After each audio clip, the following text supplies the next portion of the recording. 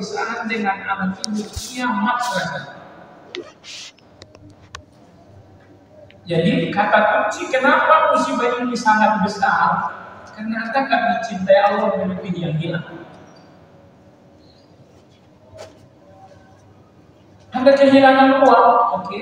Hilangnya uang ini siapa yang mengizinkan? Oh, ini izinnya Allah Azza wa Jalla. Terjadikah satu peristiwa tanpa izin Allah? Tidak. Termasuk hilangnya pekerjaan saya, hilangnya uang saya, ruginya bisnis saya. Itu semua izin Allah Azza wa Jalla. Tapi ketika saya mencintai Allah melebihi segala-galanya, apapun izin Allah untuk peristiwa hidup saya, seburuk-buruknya peristiwa hidup saya pernah sedih karena saya manusiawi, tapi saya tak akan menyedih. Saya lihat musibah saya ini Allah yang menentukan. Saya lihat Allah, mungkin saya akan terseduh saja dengan musibah ini. Itu yang saya hormati. Manusia paling lentur dalam hidup ini adalah orang-orang yang mencintai Allah melebihi segalanya. Karena itu, orang yang mencintai Allah melebihi segalanya, mereka punya satu konsep hati yang sangat luar biasa. Konsep hati yang membuat dunia ini menjadi surga. Apa itu ridho? Ridho. Maka kalau cinta Allah belum memberikan Anda ridho, ini cinta yang masih dalam proses, belum sampai tujuan cintanya. Ibu sekalian, orang yang ridho, la haula wala quwwata illa billah, mereka lentur sekali dalam hidup ini. Mau sehat oke, mau sakit nggak masalah. Mau punya uang iya, mau punya hutang nggak masalah juga. Orang-orang yang ridho itu nggak ada pilihan di depan Allah kecuali pilihannya Allah. Sekiranya Allah bertanya, wahai hamba, pilihlah mau. Orang ridho mengatakan, ya Allah, pilihanmu pilihan. Aku nggak punya pilihan di depanmu ya Allah. Maka ketika Allah pilihkan musibah, orang ridho tahu ini pilihan Allah. Mereka nggak milih yang lain lagi. Seandainya orang yang ridho Anda tanya, ini anak muafat, iya. Apakah kamu ingin dia hidup? Oh tidak. Saya tidak mau lebih dari apa yang Allah mau. Maka saya katakan tadi, ridho itu surga. Ridho itu membuat Anda lentur dalam hidup. Gelap, oke, terang, oke. Ada uang, oke, tidak ada uang, tidak jadi soal.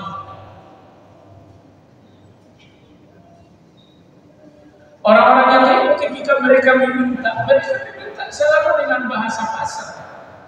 Ya Allah, berikan aku uang, karena memang itu baik untuk dunia dan akhiratku. Mereka tak pernah meminta dengan bahasa detail. Ya Allah, kasihlah aku uang yang jangan sampai nggak ada. Orang ridho itu tidak punya bahasa detail di depan Allah Azza wa Jalla. Ya Allah, sembuhkan sakitku karena memang ini baik untuk duniaku dan untuk akhiratku.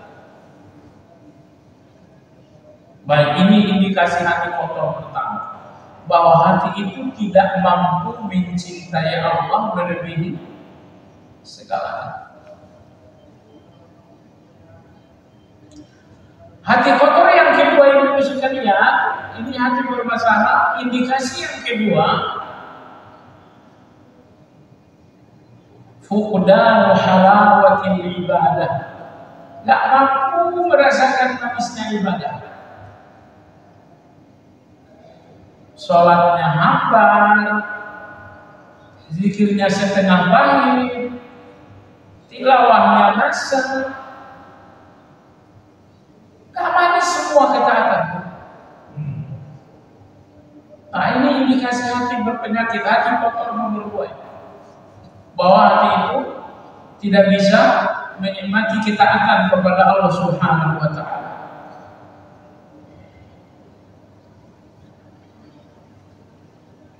Indikasi yang ketiga, hati kotor, hati bermasalah nomor 3 ini sekalian adalah al-istighalu bima la yanfa. Sangat sibuk dengan hal-hal yang tidak guna.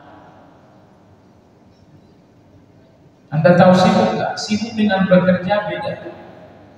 Bekerja itu sedikit waktu, kalau sibuk itu banyak waktu. Jadi orang-orang yang hati bermasalah nomor 3, al-istighalu bima la yanfa', sangat sibuk dengan hal-hal yang tidak berguna. Kamu dari mana aja kok 2 jam 3 jam gak kelihatan? Oh tadi ketemu bulan, ngobrol kita di kafe. Ngobrol di kafe, apa yang diomongin? Nah, ngobrol-ngobrol waktu SMP aja. Itu sudah ditinggalkan jauh. Dia gak balik lagi. Kenapa gak ngobrol yang di depan mata aja? Di depan mata kita di kematian. Itu yang mestinya diomongin. Subhanallah, bagi sebagian orang penting sekali reuni. Apa yang direunikan? Usia SMP saya. Usia SMP kamu itu usia syahwat. Bahasa gampangnya usia puber.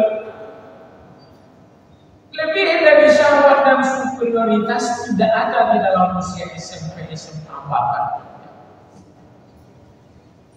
Jadi reuni menurut saya tak ada gunanya reuni. Yang dibicarakan juga Anda tahu sendiri. Gimana cinta monyet yang dulu? Oh, saya sekarang sudah punya cinta manusia. Bahkan saya sekarang sudah punya cinta iman, bukan cinta monyet lagi. Sibuk sekali dengan hal-hal yang tidak berguna.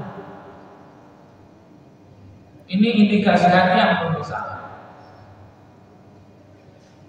Indikasi hati kotor berikutnya jemaah sekalian adalah istighalu bil fudul, berlebih-lebihan dalam segalanya. Berlebih-lebihan dalam segalanya. Berlebih-lebihan, gelisah berlebihan, gembira berlebihan, rindu berlebihan.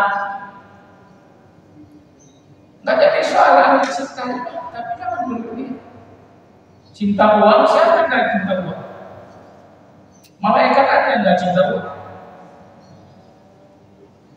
Tapi jangan sampai berlebihan. Nah, biasanya orang yang hatinya bermasalah berlebihannya dalam 4 atau 5 masalah. Pertama, tidur berlebihan. Nomor 2, makan berlebihan. Nomor 3, ngobrol berlebihan. Berapa itu? Tidur berlebihan, makan berlebihan, ngobrol berlebihan, memandang berlebihan. Itu juga penyakit. Memandang berlebihan. Kemudian yang kelima, bergaul berlebihan. Ini kalau 5 hal ini berlebihan, 100% hatinya bermasalah. Kata Ibnu Qayyim, 5 hal ini racunnya hati. Tidur berlebihan, racun hati. Kenapa? Kalau tidur berlebihan, otak tidak berjalan. Otaknya lamban, tabiatnya malas. Makan berlebihan 2 penyakit. Libidonya besar sehingga syahwat lawan jenisnya tidak terkendali. Ngobrol berlebihan itu campuran racunnya banyak sekali. Ngobrol 5 menit aman. Menit ke-6 mulai gimana? Mulai dari perceraian si fulan sampai kepada lampu barunya fulan. Bahkan yang gak ada urusan ijazahnya Pak Jokowi bagaimana sih? Itu ngobrol berlebihan, gak ada gunanya dengan Anda. Berlebihan berikutnya berlebihan memandang. Ya, kalau memandang selalu memandang ke atas. Kenapa kendaraannya bagus, kendaraan saya tidak? Kendaraanmu juga bagus, tapi karena memandang ke atas, kendaraanmu jadi jelek. Rumahmu bagus sekali, tapi kalau yang dipandangin rumahnya orang atas, jelek rumah kita. Suami kita itu luar biasa. Tapi kalau yang dipandangin suami orang lain, jadi ketinggalan zaman dia. Termasuk berlebihan memandang kepada lawan jenis. Wah, hati-hati juga. Berlebihan yang terakhir, berlebihan bergaul. Ingat, tidak semua orang layak memasuki dunia pergaulan. Ya, orang-orang yang akan memberikan Anda kebaikan dunia atau ukhrawi, bergaul. Tapi kalau orang ini nggak ngasih saya kebaikan, dunia saya nggak jadi baik, akhirat saya nggak jadi baik, kalau begitu orang ini nggak perlu teman bergaul. Ramah oke, tegur sapa oke, tapi kalau soal pergaulan ini lebih dari sekedar ramah. Baik jamaah sekalian, lantas yang terakhir, indikasi hati yang kotor terakhir adalah at-ta'abburu minal amali bil ilmi. Apa itu? Lemah sekali menjalankan fungsinya ilmu. Ini udah belajar ya. Ini dari catatan ini saya lihat ada 5 kebenaran. Tapi ternyata 5 kebenaran ini susah sekali dijalankan. Anda tahu nggak ini sekalian? Begitu Anda kajian, ini catatan Anda misalnya ada 5 kebenaran. Oh, ini tambahan iman hari ini. Ini tambahan iman hari ini. Berarti hari ini 5 iman Anda bertambah. Besok Anda hadir lagi dalam kajian. Catatan Anda ada 10 kebenaran. Ini tambahan iman lagi. Tapi hanya menjadi tambahan iman kalau Anda jalankan. Kalau cuma catatan aja tak jadi iman ini. Tapi kalau catatan ini menjadi perilaku Anda, alias menjadi amal, 5 catatan ini iman pertama. Ibu, tidak ada orang yang hatam beriman, betul nggak? Kapan saya hatam dari orang beriman? Gak ada hatam. Dan Allah tak perintahkan kita beriman sampai hatam. Gak ada perintah seperti ini. Allah cuma mengatakan teruslah kalian menambah iman, terus menambah. Masalahnya di akhir zaman ini susah. Kita nambah 2 iman, datang dosa kurang sebanyak 3. Naik 2 anak tangga, tapi kemudian ketemu dosa, turun lagi 5 anak tangga. Walhasil apa walhasil? Walhasil nggak hatam kita jadi orang yang beriman. Hanya saja terus saja menambah keimanan, terus. Soal hatam memang nggak akan ada hatam. Yang penting Anda jangan berhenti. Baiklah ibu sekalian yang saya hormati. Kemudian, udah berapa tadi hati kotor? Hati kotor yang ke-6 ini terakhir, bahwa hati ini tidak berfungsi seharusnya. Hati ini tidak berfungsi seharusnya. Hati yang seharusnya cinta sholat, justru nggak cinta. Hati yang seharusnya menikmati zikir, ternyata tidak. Sebaliknya hati ini justru menikmati dan menginginkan dosa. Jadi perhatikan apa yang menjadi keinginan hati ini. Kalau keinginan hati ini terhadap hal-hal yang buruk, 100% hati ini akan lemah menginginkan kebaikan. Ingat ya, nggak mungkin hati menginginkan 2 hal yang bertolak belakang. Nah, kalau hati ini Anda gunakan menginginkan keburukan, konsekuensinya hati ini susah menginginkan kebaikan. Tapi kalau hati ini digunakan untuk menginginkan kebaikan, tentu hati ini akan benci dengan keburukan. Maka apa yang menjadi keinginan Anda itulah hati Anda. Saya ingin balas dendam, saya nggak suka fulan, saya benci fulan. Kalau dilihat model hati seperti ini, hati yang berpenyakit. Ini hati di sini tong sampah. sampah dengki, sampah permusuhan, sampah benci. Mestinya fungsi hati ini adalah menginginkan kebaikan, tapi justru hati ini menginginkan keburukan. Baiklah jemaah sekalian, kalau 6 penyakit tadi, 6 kotoran tadi sudah terjadi, tugas kita adalah sesegera mungkin bersih. Sesegera mungkin untuk bersih. Baik, berikut ini Ibu sekalian penjelasan mengenai indikasi hati yang hati yang bersih. Indikasi yang pertama kata Imam Ibnu Qayyim, la yazalu yadrubu ala sahibihi hatta yatuba ila Allah wa yunib. Ini indikasi pertama hati yang bersih. Bahwa hati yang bersih ini selalu menyeret, selalu mengajak, selalu membujuk untuk segera taubat kepada Allah. Duduklah kita sendiri, hati ini bicara. Apa tidak seharusnya sekarang? Hati ini mengingatkan usia udah gak muda. Saya nggak bilang tua, biar ibu tidak apa-apa juga. Saya bilang gak muda aja ya. Hati ini mengatakan usia muda gak muda. Apakah belum waktunya untuk taubat? Jadi ini dikasih hati sehat pertama, bahwa hati itu selalu menginginkan taubat, selalu merindukan taubat. Jemaah sekalian, ada 2 alasan kenapa harus bertaubat. Pertama, tahsilut taufik, agar Anda mendapatkan taufik yang lebih banyak. Tumpukan dosa yang banyak inilah yang menumpal pintu-pintu taufik itu. Malam hari ada taufik Allah yang bernama tahajud.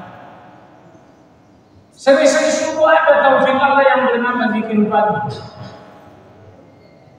Dari setengah 7 sampai jam 11 ada taufik yang bernama salat duha.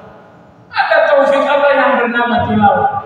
Ada taufik Allah yang bernama berbagi ataupun bersedekah.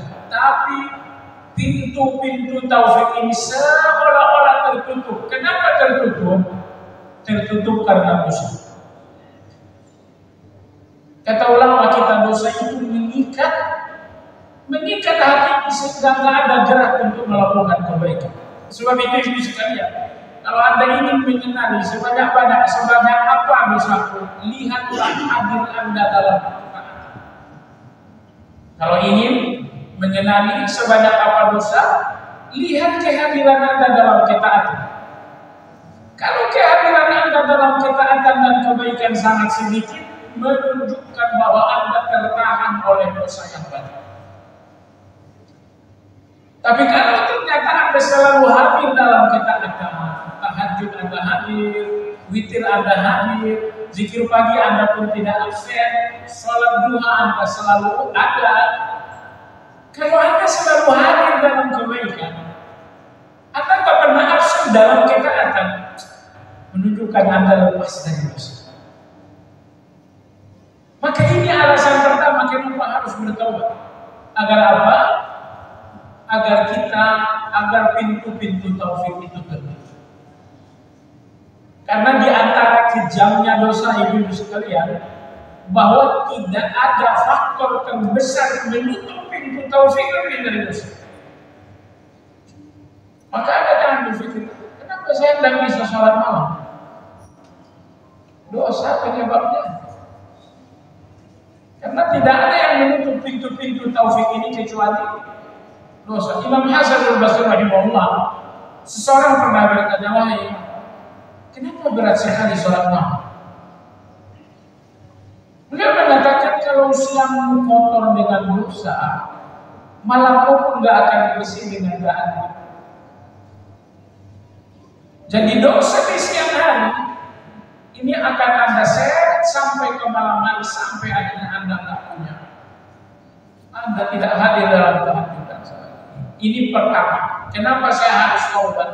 Agar pintu taufik itu terbuka. Alasannya kedua, kenapa saya harus bertaubat, qabulut ta'ah, agar ketaatan diterima oleh Allah Azza wa Jalla. Ibu, ketaatan ini persembahan Anda kepada Allah. Sementara dosa-dosa ini hutang di depan Allah Azza wa Jalla. Logisnya begini, Anda berikan hadiah kepada seseorang tapi hutangnya lebih banyak. Itulah perilaku orang-orang yang banyak berdosa. Anda kasih saya hadiah, berapa hadiah kamu? Hadiah ini nilainya 500 ribu, utang kamu ke saya 5 juta.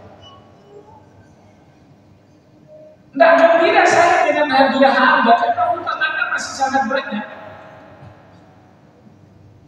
Ini analoginya, bahwa Anda melakukan ketaatan di depan Allah, tapi hutang kepada Allah yang bernama dosa tidak dilunas, tidak ditaubat. Makanya setelah kita selesai sholat, pertama kali kita taubat dulu, astagfirullah. Kenapa di dalam sholat ini banyak aibnya, sholat ini banyak cacatnya, sholat ini banyak cerobohnya? Baiklah jemaah sekalian yang saya hormati, jadi hati yang sehat itu selalu mendorong untuk bertaubat. Apalagi kalau bertaubat. Berikutnya ibu sekalian yang saya hormati, awal dari taubat itu adalah al-iman. Mulainya tumbuh keimanan. Wa huwa sururun nur alladhi yudriku bihi al-'abdu anna ad-dhanba summun muhlik. Awal dari taubat bukan iman, ilmu. Awal dari taubat adalah ilmu. Ilmu yang memberikan Anda cahaya. Dengan cahaya itu akhirnya Anda lihat dosa saya ini ternyata racun, dosa saya ini ternyata neraka, dosa saya ini ternyata su'ul khatimah. Sekarang ini kita melihat dosa ini gelap. Apa yang kamu lihat dalam dosa? Saya nggak lihat apa-apa. Kita nggak lihat apa-apa dalam dosa itu. Tapi kalau ilmu telah bercahaya, dengan cahaya Anda akan melihat dosa. Apa yang kamu lihat dengan dosa? Yang aku lihat dalam dosa adalah su'ul khatimah. Yang aku lihat dalam dosa bahwa ini adalah pintu neraka. Yang aku lihat dalam dosa adalah hilangnya keberkahan rumah tangga. Bagaimana Anda melihat? Karena ilmu itu cahaya, dengan cahaya itu Anda. Kalau nggak ada cahaya Anda nggak bisa lihat kan? Kita saling memandang, saling melihat karena ada cahaya. Bayangkan di malam yang gelap, kita nggak lihat apa-apa, kebodohan itu gelap. Kita nggak lihat apa-apa dengan kebodohan. Bahkan untuk melihat dosa itu dosa, nggak bisa kalau kita terlalu gelap dalam kebodohan itu. Oleh sebab itu, awalnya taubat itu adalah ilmu. Kenapa? Karena ilmu cahaya. Ilmu itu memberikan cahaya sehingga kita melihat bahwa dosa saya ini ternyata sulit. Bahwa dosa saya ini ternyata menghilangkan berkahnya kehidupan. Bahwa dosa saya ini ternyata menutup pintu rezeki. Bahwa dosa itu menyebabkan hidup saya penuh dengan masalah. Jemaah sekalian yang saya hormati, awalnya taubat adalah ilmu. Ilmu ini menampakkan dosa itu dosa. Ilmu ini menampakkan dosa itu bahaya. Sehingga kemudian hati ini menemukan panggilan saya harus. Karena orang-orang yang gak hadir dalam majelis ilmu, orang-orang yang minim ilmu, dorongan hatinya untuk bertaubat itu enggak. Karena dia gak melihat dosa itu masalah. Orang yang ngaji, bagi mereka riba itu dosa enggak? Bukan, bagi yang gak ngaji. Riba itu dosa bagi Anda yang ngaji. Tapi bagi orang yang gak ngaji, riba itu bukan dosa. Bagi orang yang gak ngaji, sogok menyogok itu bukan dosa. Nah, oleh sebab itulah Imam Ibnu Qayyim rahimahullah mengatakan, apabila hati telah bersih, kata beliau, maka hati yang bersih itu selalu mendorong untuk bertaubat.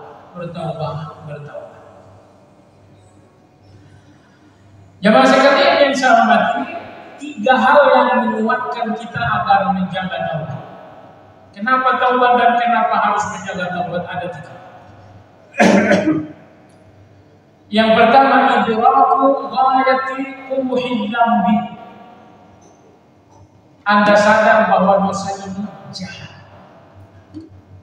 Anda sadar bahwa dosa ini bahaya. Makin Anda sadar dosa ini jahat, dosa ini bahaya, saya kalau berdosa nanti naik motor saya bisa kecelakaan. Saya kalau terus berdosa nanti malah saya diceraikan suami. Saya kalau berdosa nanti anak-anak saya durhaka. Ini hal pertama menguatkan kita dalam taubat. Apa itu? Ghayatul qubuhid.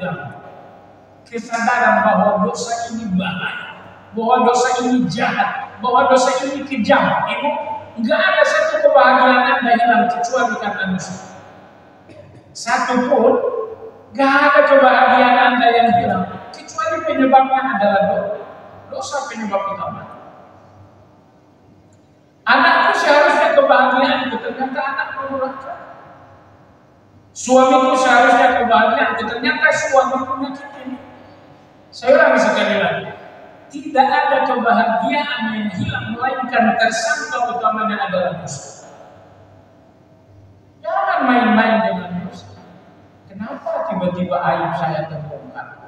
Kalau lisan kita ini tidak henti-hentinya gibah, aib Anda pun akan terus terbongkar. Baik.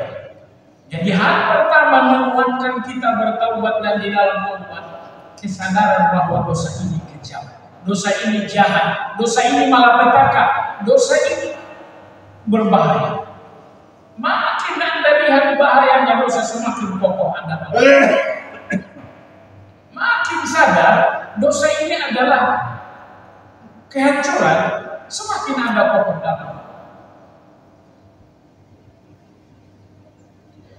Hal kedua yang menguatkan taubat itu adalah idraku su'il adab. Menyadari bahwa azab itu pedih. Kita tidak mampu dengan azab itu. Mampukah Anda berhadapan dengan azab? Misalnya, subhanallah, azab terburuk datang dari orang dekat kita. Kalau azab itu datang dari orang Amerika, sangat gampang meninggal. Tapi kalau azab itu datang dari suami, kalau azab itu datang dari anak-anak, kalau ternyata azab Allah itu datang melalui abang dan adik itu sakit sekali. Ingat ya, orang lain ngatain kasar, saya tak terlalu sakit. Tapi kalau anak saya ngatain kasar, sakit sekali. Maka saya katakan sekali lagi sekalian, azab paling berat adalah azab yang datang dari orang-orang dekat kita. Dan kita nggak kuat dengan azab itu. Maka yang menguatkan kita salah satunya dalam taubat, sadar kita bahwa azab itu berat. Azab di dunianya berat, apalagi azabnya di akhirat. Azab di dunia berupa orang-orang yang akan membuat kita menderita. Azab di dunia berupa hilangnya berkah hidup. Azab dunia yang paling buruk bahwa kita akan pergi besok melalui pintu yang bernama Syukurat. Nomor 3 yang menguatkan kita dalam taubat adalah kita tak mampu. Kita tak mampu, kita lemah dengan azab. Azabnya pedih, oke, dan saya tak mampu. Ini nomor 3. Saya tak mampu dengan azab. Seandainya Allah menghukum Anda dengan suami yang segitu kuat, saya tidak ada apa menghukum Anda dengan anak yang menjadi pengedar narkoba. Saya tidak ada. Ini sudah kalau begitu. Azab itu berbahaya dan dosa itu berbahaya. Nomor 2, dosa itu pasti menjadi azab. Nomor 3, ternyata saya tidak kuat dengan azab. Kalau Anda sadar 3 hal ini akan kokoh Anda dalam taubat. Dosa itu kejam. Nomor 2, dosa itu pasti menjadi azab. Dan nomor 3, saya tidak mampu dengan azab. Baiklah ini sekalian yang saya hormati, jadi hati bersih yang pertama adalah hati yang selalu merindukan taubat, hati yang selalu mendorong untuk bertaubat. Berikutnya ibu sekalian yang saya hormati, hati bersih yang kedua adalah ma'rifatuhu wa mahabbatuhu wa al-unsubi. Hati bersih yang kedua adalah mengenal Allah, mencintai Allah, dan dekat dengan Allah Azza wa Jalla. Anda mengenal Allah, tidak ada yang mengenal Allah kecuali pasti cinta dengan Allah. Dan tidak ada yang cinta kepada Allah kecuali akan berusaha akrab dekat dengan Allah Azza wa Jalla. Jadi tiga hal ini nggak bisa, mengenal, mencintai, dekat. Semua orang yang mengenal Allah pasti cinta. Besar cinta Anda sesuai dengan kedalaman Anda mengenal. Dan kalau Anda mencintai Allah Azza wa Jalla, maka tidak ada yang paling Anda inginkan kecuali selalu dekat dengan Allah Azza wa Jalla. Dekat dengan Allah ini yang dinamakan dengan al-uns. Ibu sekalian yang saya hormati, beliau mengatakan wa anna ghayatas sa'adati an yamuta muhibban lillah. Imam Ghazali berkata, puncaknya kebahagiaan itu bahwa Anda mati membawa cinta Anda kepada Allah. Itu puncaknya kebahagiaan. Bahwa Anda besok wafat membawa cinta Anda ke depan Allah Subhanahu. Ini puncaknya kebahagiaan. Banyak orang meninggal, mereka pulang tak membawa cinta kepada Allah. Cinta jabatan, cinta anak, cinta pasangan, cinta hidup. Tapi nggak ada cinta kepada Allah sama sekali. Maka beliau rahimahullah mengatakan, puncak dari kebahagiaan bahwa besok Anda kembali kepada Allah membawa cinta kepada Allah besok. Jamaah sekalian yang saya hormati, buktinya orang telah mencintai Allah Subhanahu wa taala adalah dawamul dzikir. Ada satu nasihat dari ulama kita. Beliau mengatakan, kamu kalau ingin akrab, Allah itu cukup. Kamu kalau ingin teman, Al-Quran itu cukup. Kamu kalau ingin kaya, qanaah itu cukup. Kamu kalau ingin musuh, nafsu itu sudah cukup. Yang pertama tadi apa? Kamu kalau mencari keakraban, Allah itu sudah cukup. Karena Allah itu nggak pernah jauh dari Anda. Allah mengatakan aku lebih dekat dibandingkan buat leher kalian. Nah, maka kalau kalian ingin mencari keakraban, Allah itu sudah cukup karena Allah nggak pernah pisah dengan hamba. Allah nggak pernah jauh dengan hamba. Kalau ingin mencari akrab, Allah itu cukup. Kalau ingin mencari teman, Al-Quran itu cukup. Ini teman Anda selesai kajian pulang. Tapi Al-Quran selalu bersama Anda. Tidak pernah Al-Quran itu pisah dengan Anda. Kalau tidak ada kitabnya, Anda kan sudah hafal. Kalau tidak hafal 30 juz 30. Intinya, Al-Quran itu teman-teman. Nomor 3, kalau Anda ingin kaya, rasa cukup. Qanaah itu cukup. Kalau Anda ingin menjadi kaya, qanaah itu cukup. Anda tahu qanaah? Qanaah itu adalah merasa cukup. Rumahmu begini, iya juga cukup. Bentaran lagi juga mati. Kendaraanmu ini, iya ini aja udah cukup. Itu namanya qanaah, merasa cukup. Kalau ingin akrab, Allah itu cukup. Kalau ingin teman, Al-Quran itu cukup. Kalau ingin kaya, qanaah itu cukup. Tapi kalau yang Anda inginkan adalah musuh nafsu, itu sudah cukup. Saya bermusuhan dengan fulan, dia sedang di Amerika. Tapi kalau nafsu ada dalam diri Anda, musuh yang tak pernah meninggalkan Anda adalah nafsu Anda sendiri. Maka kalau mau nyari musuh, kalau Anda butuh musuh, nafsu itu udah cukup. Tidak usah cari yang lain lagi. Baik, ibu sekalian yang saya hormati, lalu tadi dijelaskan bahwa apabila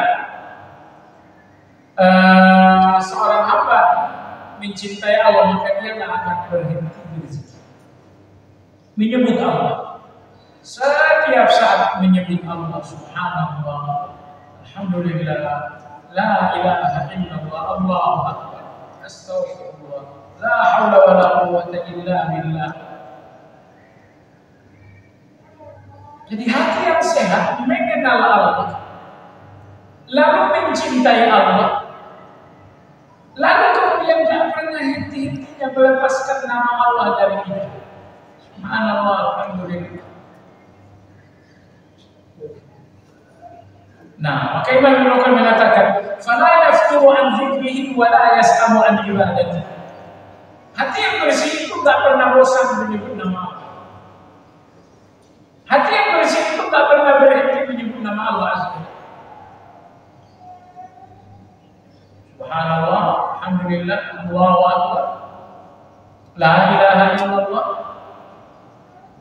astaghfirullah, hasbiyallah. Dan ini sekalian yang saya hormati, apabila zikir ini terus menerus, maka sampailah kepada satu level yang bernama akrab. Jadi awalnya mengenal Allah, cinta Allah, zikir Allah, dan yang terakhir akrab dengan Allah, dekat dengan Allah. Soal akrab dengan Allah itu dibicarakan pada pertemuan. Ternyata nggak mungkin kita merasa akrab dengan Allah itu kalau nggak pakai zikir.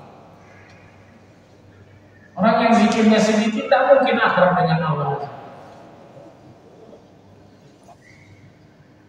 Baik ibu sekalian yang saya hormati, indikasi hati bersih yang ketiga adalah idza fatahu wirduhu wajada li fawatihi alaman asyadda min fawati. Indikasi hati bersih yang ketiga, apabila ada satu wirid yang tertinggal, hatinya gelisah melebihi gelisahnya kehilangan harta benda. Anda tahu yang dimaksud dengan wirid? Wirid itu kebaikan-kebaikan yang telah dirutinkan, namanya wirid. Salat malam ya, saya salat malam sesekali, nah itu belum wirid. Tapi kalau sholat malamnya tiap malam, itu namanya wirid. Tilawah kalau cuma sesekali tilawahnya, belum dinamakan wirid. Tapi kalau tilawahnya terus menerus setiap waktu, setiap sore, setiap malam, itu dinamakan dengan wirid. Jadi dengan demikian, level orang melakukan kebaikan pertama asal ada waktu baik. Ini masih kebaikan level asal. Yang lebih dari itu, yang lebih baik daripada itu adalah melakukan kebaikan dengan cara wirid. Wirid itu memang waktunya udah diatur. Jam berapa nih? Oh ini jam 9, waktunya saya diatur. Jadi gak asal. Duhanya kapan? Sedapatnya, itu asal. Baca Quran sedapatnya, itu asal. Tapi kalau Anda sudah atur, saya baca Quran gitu ya, jelang tidur, pas bangun, itu terus menerus. Itu namanya wirid. Nah ini yang saya hormati. Orang-orang yang berhati bersih, kalau ada wirid mereka yang terlewatkan, hati ini gelisah melebihi gelisahnya uang yang hilang. Uang hilang pasti gelisah kan? Karena yang hilang itu bukan 1.000. 1.000.000 aja hilang, gelisahnya bisa 1.000. Lebih 1.000 kali. Jadi hilang uang, gelisahnya berhari-hari. Dan orang yang berhati sehat, kalau sampai wirid mereka terlewatkan, maka gelisah mereka luar biasa. Sulaiman alaihissalam,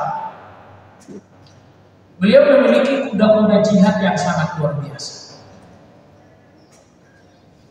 Suatu hari Nabi Sulaiman alaihissalam sibuk dengan kuda-kuda jihad ini.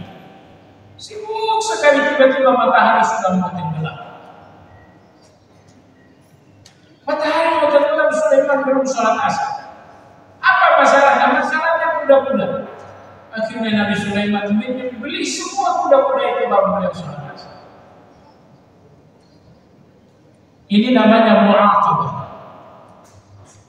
Menghukum diri sendiri karena kelalaian dalam satu kebaikan. Baiklah jemaah sekalian insyaallah.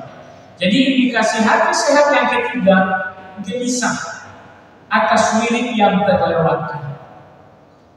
Sholat malam telah wirid terlewatkan malam ini, lalu dia gelisah. Zikir pagi telah menjadi wirid, ternyata pagi ini terlewatkan, dia gelisah. Tilawah menjelang tidur telah menjadi wirid, tapi ternyata malam ini terlewatkan, dia gelisah. Gelisahnya hati atas sebuah wirid yang terlewatkan menandakan bahwa hati ini bersih. Ibu sekalian, hati bersih yang keempat, idza dakhala fis shalah dhahaba hammuhu wa ghammuhu. Hati bersih yang keempat adalah apabila ia memasuki sholat, gelisah dan sedihnya semuanya hilang. Saya punya sedih, saya punya gelisah, saya punya takut, saya punya khawatir.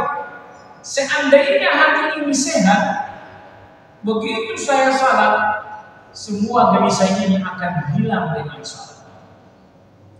Ibu sekalian, kebaikan yang paling dahsyat menawarkan kegelisahan. Jadi ini gelisah ini menjadi tawar. Apa kebaikan paling dahsyat? Menawarkan, bukan menawarkan barang maksudnya, menjadi tawar. Kebaikan paling dahsyat membuat kegelisahan menjadi tawar adalah salat.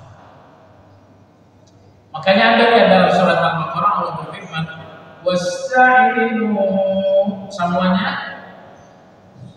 bisabari wassalam. Allah gandengkan sabar dan salat. Kenapa? Karena tidak ada yang memudahkan sabar itu kecuali salat. Bagaimana salat memudahkan sabar? Sekali lagi saya katakan, tidak ada kebaikan paling dahsyat membuat musibah ini menjadi tawar lebih dari Nabi kita sallallahu alaihi wasallam seperti diriwayatkan Ibnu Abbas, "Idza hazabahu amrun fazi'a ila shalah." Apabila beliau gelisah, beliau tawarkan kegelisahan itu dengan salat. Nah, karena kalau ada satu keinginan rasa-rasa berat sekali, ini keinginan menggelisahkan sekali, akan mengatakan lakukan salat. Lakukan salat. Salat apa? Misalnya duhanya diperbanyak, misalnya tahajudnya diperbanyak. Bila perlu Anda melakukan salat 2 rakaat sebagai wasilah, sebagai tawassul amal kebaikan kepada Allah, ya Allah, ini kesulitan. Nah, jadi kata Imam Ibnu Qayyim rahimahullahu taala, hilangnya kegelisahan, berkurangnya kesedihan setelah melakukan salat, ini indikasi hati yang bersih. Baik jamaah sekalian, jadi kalau gelisah pergi ke pantai, gelisahnya hilang selama di pantai. Pulang ke rumah gelisahnya datang malah nambah. Anda tahu tidak, jarak Anda dengan hilangnya kegelisahan, jarak Anda dengan hilangnya kegelisahan seperti jarak antara Anda berdiri dengan tempat sujud. Begitu Anda sujud, masya Allah, Anda tumpahkan di depan Allah Subhanahu wa Ta'ala. Allahumma antal aziz wa ana al-ghafur. Ya Allah, Engkau perkasa, inilah hamba yang sangat. Anta Antal ghani wa ana al-faqir. Ya Allah, Engkau memiliki segala-galanya, aku hanya seorang hamba yang sangat miskin. Ya Allah, Engkau Maha membantu dan inilah aku telah lemah. Ternyata jemaah sekalian menumpahkan gelisah itu di dalam salat, di dalam sujud, luar biasa. Kenikmatan sampai akhirnya kita lupa dengan gelisah kita. Kata Imam Ibnu Taimiyah, begitu gelisah ini disampaikan kepada Allah, ditumpahkan kepada Allah Azza wa Jalla, perlahan-lahan doa tersebut menjadi indah, menjadi nikmat sampai kita lupa dengan gelisah.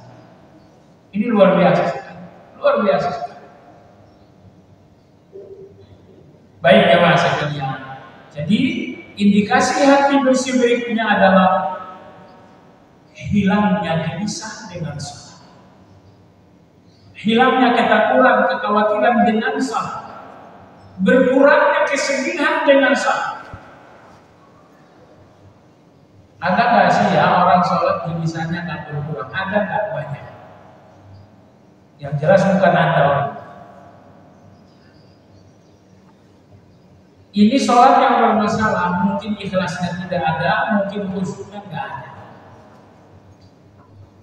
Baik jemaah sekalian yang saya hormati, berikutnya hati bersih yang kini kata beliau Ibnu Qayyim rahimahullah, an yakuna hamduhu wahid wa huwa Allah. Hati bersih itu yang kelima sekarang adalah hati yang ambisinya cuma satu. Ambisinya hanya Allah Subhanahu wa Ta'ala. Dia tidak ada ambisi kecuali Allah Subhanahu wa Ta'ala. Apa yang hari ini harus aku lakukan untuk Allah? Hari ini Allah marah saya dan hanya ini yang menjadi pikiran, hanya ini yang menjadi gelisah dan ambisi. Allah dan bahagianya karena Allah, gelisahnya pun karena Allah. Apa yang membuatmu gelisah? Saya berdosa, saya baru maksiat. Ada apa dengan maksiat? Maksiat saya menunjukkan Allah sudah benci saya. Ibu, ada nggak orang melakukan maksiat Allah senang? Jadi kalau sekarang jam 10 lebih Anda melakukan 3 dosa, berarti hari itu dan 3 kali Anda dibenci oleh Allah Azza wa Jalla. Lalu nanti jam 10 Anda tidur, Anda melakukan, mau berapa kali lagi Anda membuat Allah benci? Ingat ya, Allah benci saya, Allah cinta saya, itu saya bisa lakukan. Itu ikhtiar saya, itu pilihan saya. Kalau dosa itu satu pilihan, berarti bencinya Allah kepada saya adalah pilihan saya. Ketaatan ini adalah sebuah pilihan, berarti cintanya kepada Allah saya adalah sebuah pilihan. Nah, maka oleh sebab itu, malam hari nanti ketika akan timbul iseng-iseng, bukan iseng-iseng, cobalah Anda nilai diri Anda sendiri. Dari saya bangun sampai sekarang, berapa kali Allah marah sama saya? Tadi saya tiba tetangga itu Allah marah. Tadi suami pergi juga kita berantem kecil, itu Allah marah juga. Jangan tidur sampai Anda tahu hari ini berapa marahnya Allah. Kalau ternyata Allah marah 5 kali hari ini, jangan tidur sebelum Anda istighfar. Ya Allah, ternyata aku sudah dapat marah 5 kali hari ini. Aku istighfar, ampuni aku ya Allah, ampuni aku. Makanya jemaah sekalian, zikir pertama saat Anda rebahkan tubuh untuk tidur malam hari, istighfar 3 kali. Istighfarnya panjang. Astaghfirullah alladzi la ilaha illa huwal hayyul qayyum wa atubu ilaih. Atau astaghfirullahal azim alladzi la ilaha illa huwal hayyul qayyum wa atubu ilaih. Kata Nabi sallallahu alaihi wasallam, 3 kali istighfar begitu Anda rebah untuk tidur malam, ini menghapuskan dosa 1 hari, walaupun dosa itu sebanyak di lautan. Hasil saja jemaah sekalian, hanya saja istighfar penting, tapi rasa berdosanya juga penting. Jangan sampai istighfar sementara Anda merasa baik. Astagfirullah dan Anda nggak merasa. Sebab itu begitu Anda rebah, kaji dulu hubungan Anda dengan Allah. Begitu Anda sudah berbaring, pelajari dulu hubungan Anda dengan Allah hari ini. Bagaimana hubungan Anda dengan Allah hari ini? Benci Allah berapa, marah Allah berapa, sukanya Allah berapa? Setelah Anda melihat benci Allah hari ini A, B, dan C, sudah istighfar, astaghfirullahaladzim, alladzi la ilaha illa huwal hayyul qayyum. Astaghfirullahaladzim, alladzi la ilaha illa huwal hayyul qayyum wa atubu ilaih. Sebanyak berapa? Sebanyak 3 kali. Khasiatnya apa kata Nabi? Ghufira lahu dhunubuhu wa in kanat mithla jabalil Uhud. Dosa diampuni walaupun sebanyak bumi. Nah, jadi itulah orang-orang yang berhati bersih. Tidak ada yang paling banyak dalam pikiran mereka selain Allah. Hari ini berapa kali Allah marah? Hari ini berapa kali Allah suka saya? Subhanallah, sebagian orang berlalu hari-hari dan hari tahun bertahun dan pernah berpikir berapa kali Allah benci saya, berapa kali Allah cinta saya. Sebagian orang tak pernah berpikir saya ini Allah cinta atau Allah benci. Padahal jamaah sekalian yang saya hormati, ini sangat penting. Sangat penting untuk Anda mengenali diri Anda dalam pandangan Allah. Anda tak perlu sibuk saya dalam pandangan orang, tak perlu. Tidak ada gunanya pandangan orang itu bagi Anda. Si fulan melihat saya kayak apa, tak perlu dipelajari. Abaikan pandangan manusia. Fokuslah untuk mempelajari diri Anda sendiri dalam pandangan Allah. Detik ini, saat ini Allah mandang saya dengan pandangan benci, atau Allah mandang saya dengan pandangan cinta. Ini yang penting. Baik jemaah sekalian yang saya hormati. Kemudian hati bersih yang keenam ibu sekalian adalah an yakuna asyahha bi waqtihi an yadhhab dha'i'an. Orang yang berhati bersih itu sangat kikir dengan waktu apabila terbuang tanpa arti. Orang-orang yang berhati bersih sangat kikir dengan waktu apabila terbuang tanpa arti. Ibu Anda tahu waktu itu adalah umur Anda. Waktu Anda diawali dari detik, menit, jam dan selanjutnya, maka umur usia Anda pun berawal dari detik, menit, jam dan selanjutnya. Nah, dalam agama kita, surga itu tidak butuh menit. Surga itu cukup dengan detik Anda dapatkan surga. Subhanallah. Apakah itu 1 menit? Alhamdulillah, apakah itu 1 menit? Itu 1 detik saja. Jadi surga itu nggak butuh menit, apalagi jam, apalagi hari. 1 detik pun itu bisa bernilai. 1 detik Anda subhanallah, 1 tarikan nafas Anda alhamdulillah, itu surga. Allahu Akbar. Ini sekalian yang saya hormati, nikmat Allah paling besar bahwa ternyata pintu surga itu mudah. Anda bayangin nggak? Kalau pintu surga Anda harus mendarat-darat, nggak bisa kita masuk surga. Pintu surga ini Anda harus korbankan uang Anda 5 juta sehari. Nggak jadi kita ke surga. Tapi masya Allah jemaah sekalian, pintu surga itu gampang sekali. Subhanallah. 1 detik, jelas Anda nggak keringatan, tapi ini surga. Ini surga jemaah sekalian. Oleh sebab itu, lihatlah waktu Anda ini adalah surganya Anda atau nerakanya Anda. Mulai sekarang, tidak usah menggunakan pepatah orang-orang. Waktu adalah uang. Enggak, salah. Kalau waktu adalah uang, ternyata rugi Anda. Waktu adalah uang, 30 hari baru dapat gaji. Waktu adalah uang, paling tidak sehari baru dapat gaji. Tapi dalam Islam tidak. Waktu adalah surga, betul, karena setiap detik bisa menjadi surga. Jemaah sekalian yang saya hormati, gimana ibu jadi masuk surga gak sih? Jadi enggak? Jadi enggak.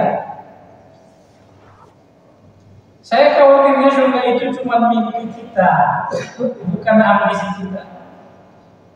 Nah oleh sebab itu alhamdulillah ya Allah, ternyata jalan surga itu gampang. Ya, jalan surga itu gampang. Dengan subhanallah saja saya dapatkan surga. Alhamdulillah saya dapatkan. Jadi kalau jalan surga sangat mudah, ternyata Anda nggak masuk surga. Itu apa namanya? Jalan surga itu gampang, nggak butuh modal. Anda hanya perlu narik nafas, mengembuskan nafas dengan nama Allah. Jadi surga. Sedemikian mudahnya surga dan Anda nggak masuk. Jemaah sekalian, sekilas tentang surga. Di surga tempat tinggal berapa? Hah? Istana. Istana 1. Nomor 2 rumah. Nomor 3 kamar. Nomor 4 kemah. Setiap orang di surga memiliki 4 tempat tinggal. Istana. Nomor 2 rumah. Nomor 3 kamar. Nomor 4. Di dunia kalau ingin rumah Anda udah punya. Kalau Anda ingin kamar, ke hotel Anda pergi. Kalau Anda ingin kemah, Anda pergi ke lembah atau Anda ke gunung puncak, berkemah Anda bisa. Kalau Anda ingin istana, nggak ada. Ternyata di dalam surga tempat tinggal semua orang ada. Istana. Kapan Anda tinggal di istana ini? Ketika datang tamu. Maka orang surga menyambut tamu mereka di dalam istana. Kapan berada di dalam rumah? Di rumah itu kalau pertemuan dengan anak cucu, bertemunya di dalam rumah. Kapan orang surga berada di kamar? Ketika orang surga ingin menyendiri, mereka menyendiri berada di sebuah kamar. Inna lil mu'mini indallahi. Setiap mukmin di depan Allah Azza wa Jalla memiliki kamar yang sangat luar biasa. Yura zahirul min batini. Kamar itu nampak dari luar ke dalam, dari dalam nampak ke luar. Yang terakhir kemah. Kapan orang beriman berada di kemah? Ketika mereka bersama dengan pasangan, mereka akan berada di kemah. Kemah itu adanya di taman. Di depan belakang kemah ini mengalir sungai. Ini 4 tempat tinggal di surga. Saya ingin istana surga. Apa harganya? Harganya apa Ibu? 12 rakaat sholat sunnah rawatib. Tadi pagi sholat sunnah subuh kan? Itu baru 2, 10 lagi. Nanti sebelum zuhur 4, sesudah zuhur 2, sesudah maghrib 2, sesudah isya 2. Ntar malam selesai isya, 12 rakaat saya sudah selesai. Dapat istana saja. Rumah surga apa harganya rumah surga itu? Kata Nabi, man bana lillahi baitan banallahu baitan. Man bana lillahi masjidan banallahu baitan fil jannah. Siapa yang ikut nyumbang bangun masjid, dia punya rumah di surga. Baiklah jemaah sekalian, lalu kemudian ada kamar, terakhir tadi ada kemah. Kemah itu kata Nabi, khaymatan min lu'lu'atin mujawwafah. Kemah di surga itu bahannya mutiara yang dilobangi. Di dunia ini mutiara cuma sebesar jempol. Tapi kalau di surga nanti akan ada mutiara panjangnya 60 mil. Mutiara ini kemudian dilobangi. Disitulah tempatnya orang-orang surga dengan asal. Baiklah ibu sekalian, kita lanjut. Jadi tadi kita mengatakan orang yang berhati bersih itu akan kikir dengan waktu. Setiap waktu yang tidak membuahkan surga, mereka tidak akan melakukan hal itu. Nomor 7 jemaah sekalian, orang yang berhati bersih ihtimamuhu bi tashihil amal aktsar min ihtimamihi bil amal dzati. Orang yang berhati bersih lebih fokus memperbaiki amal daripada beramal. Lebih fokus memperbaiki ibadah daripada sekedar melakukan ibadah. Jadi kalau sekarang fokus Anda bagaimana sholat, ini belum sampai level. Tapi kalau fokus Anda bagaimana sholat saya berkualitas, ini hati yang bersih. Kalau Anda berpikir bagaimana caranya sholat malam, ini baru pemula. Tapi kalau Anda berpikir bagaimana sholat malam yang terbaik, ini orang yang berhati bersih. Anda berpikir bagaimana caranya baca Quran, ini baru pemula. Tapi kalau Anda berpikir kapan waktu terbaik membaca Al-Quran, ini hati yang bersih. Jadi orang yang berhati bersih tidak lagi berpikir tentang bagaimana beramal, tapi berpikir tentang bagaimana amal yang terbaik, bagaimana amal yang paling mahal, bagaimana amal yang paling berkualitas. Sehingga mereka lebih konsen memperbaiki amal daripada melakukannya. Saya yakin ya, ibu udah tahu ratusan ribuan amal, tapi menjalankannya dengan kualitas, menjalankannya dengan cara yang terbaik. Ini fokus yang mulai hari ini harus kita lakukan. Ibu sekalian yang sama, yang terakhir, hati sehat yang ke-8 adalah al-ilmu nafi'. Al-ilmu nafi', yaitu kesungguhan mencari ilmu-ilmu yang bermanfaat. Kesungguhan mencari ilmu yang bermanfaat. Dalam agama kita tidak ada ilmu yang bermanfaat itu kecuali ilmu agama. Kenapa? Karena ilmu agama ini yang memberikan kita, mengajarkan kita tentang nilai. Ilmu agama ini yang mengajarkan kita tentang mulia. Ilmu matematika itu nggak ngajarin bagaimana jadi mulia. Ilmu fisika ini pun nggak ngajarin bagaimana biar masuk surga. Satu-satunya ilmu yang mengajarkan nilai hidup, halal dan haram, wajib atau makruh, ini nilai-nilai seperti ini hanya diberikan oleh ilmu agama. Nah, maka bagaimana Anda bersabar? Ilmu agama. Saya ingin syukur, ilmu agama. Saya ingin tawakal, ilmu agama. Saya ingin inabah, ilmu agama. Tidak ada orang paling dekat dengan surga lebih dari orang yang mendalam faham. Sebab kalau dangkal memahami agama, tidak banyak pintu surga yang Anda. Tapi kalau Anda paham agama, mendalam, serius Anda belajar agama, maka Anda melihat pintu surga yang sangat banyak. Maka Nabi bersabda, "Man salaka tariqan yaltamisu fihi ilman, sahhalallahu lahu bihi tariqan ila jannah." Kata Nabi SAW, orang yang berjalan menuntut ilmu, sejatinya mereka sedang berjalan menuju surga. Kenapa? Karena pintu-pintu surga itu dibicarakan di majelis ilmu. Pelajaran kedokteran